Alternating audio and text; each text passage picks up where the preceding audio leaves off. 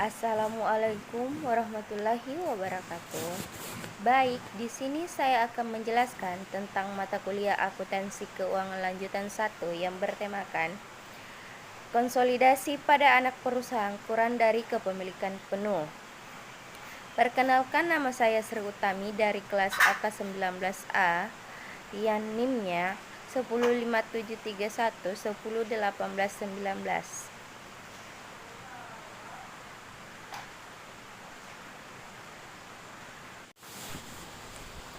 Pada slide ini kita membahas tentang apa yang dimaksud dengan konsolidasi pada anak perusahaan kurang dari kepemilikan penuh. Perlu kita tahu, konsolidasi pada anak perusahaan kurang dari kepemilikan penuh itu sama dengan konsolidasi dengan kepemilikan penuh. Akan tetapi, prosedur konsolidasi harus dimodifikasi sedikit untuk mengakui kepemilikan konsolidasi non-pengendali. Adapun perhitungan dan laba bersih dan saldo laba konsolidasi harus memasukkan kepemilikan non-pengendali.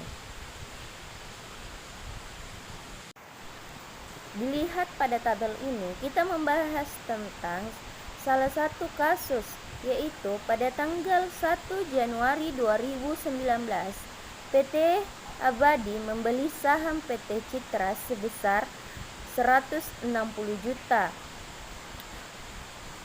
Nilai wajar dari kepemilikan non-pengendali diestimasikan sebesar 20 juta. Pada tabelnya bisa dilihat di slide ini bahwa kas piutang, persediaan tanah, bangunan, dan lain-lain, total asetnya sebesar 440 juta pada PT Abadi dan PT Citra sebesar 135 juta.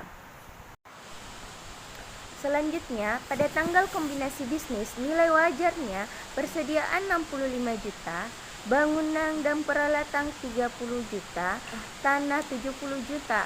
Diminta: A. Buatlah ayat jurnal eliminasi. B. Buatlah kertas kerja keuangan konsolidasi. Dilihat pada tabel bahwasanya persediaan nilai bukunya 25 juta, nilai wajarnya 65 juta, kenaikannya 40 juta, tanah sebesar 15 juta pada nilai buku, 35 juta pada nilai wajar, dan kenaikannya sebesar 20 juta. Bangunan dan peralatan sebesar 65 juta pada nilai buku, nilai wajar sebesar 70 juta, dan kenaikannya sebesar 5 juta.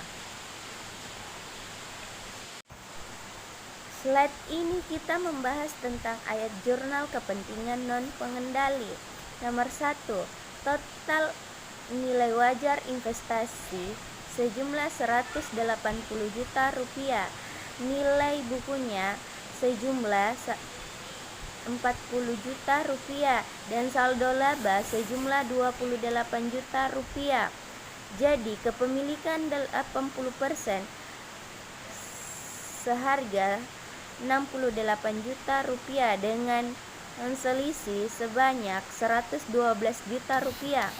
Nomor 2, jurnal saat pembelian saham, yaitu investasi pada PT Citra kas sejumlah 160 juta rupiah dari selisih sebanyak 112 juta rupiah.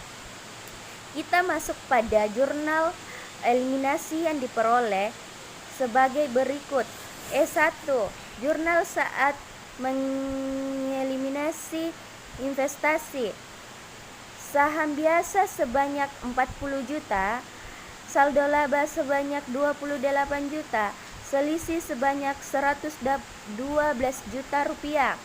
Investasi saham PT Citra sebesar 160 juta dan kepentingan non pengendali sebanyak 20 juta. Masuk dalam E2 bahwasanya eliminasi pengalokasian selisih persediaan sebanyak 40 juta, tanah 20 juta, bangunan dan peralatan sejumlah 5 juta, goodwill 47 juta, Jadi selisihnya sebanyak 112 juta.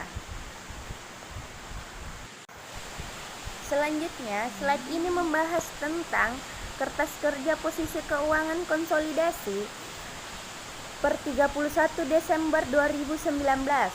Bahwasanya kas pada PT Abadi sebanyak 60 juta, PT Citra sebanyak 20 juta.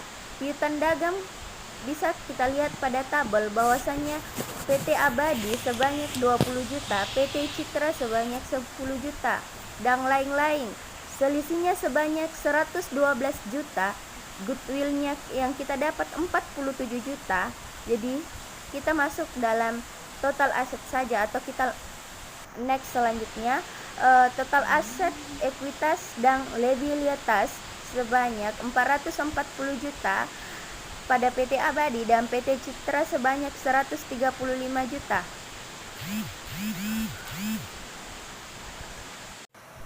Sekian dari saya. Assalamualaikum warahmatullahi wabarakatuh.